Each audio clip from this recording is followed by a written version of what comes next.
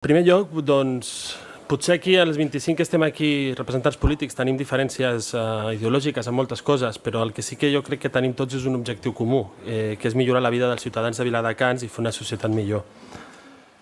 En això sí que coincidim. Potser coincidim en les formes, però en el més important, l'objectiu sí.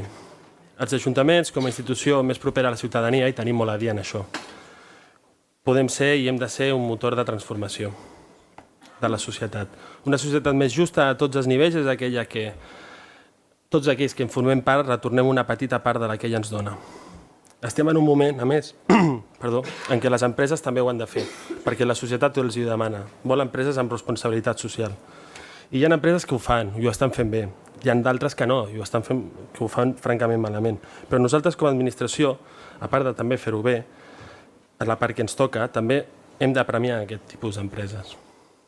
L'Ajuntament de Viladecans fa temps que ja reserva part de contractes a entitats especials i ara recentment ha inclòs clàusules socials també específicament a la contractació pública.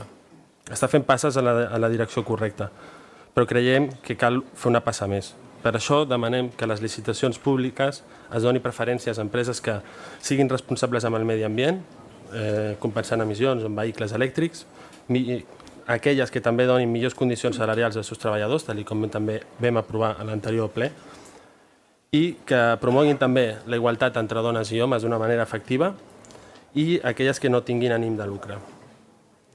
Perquè creiem que és una bona manera de contribuir a aquest objectiu comú que tenim tots plegats, tots aquests que estem aquí avui. Us demano el vostre suport. Moltes gràcies.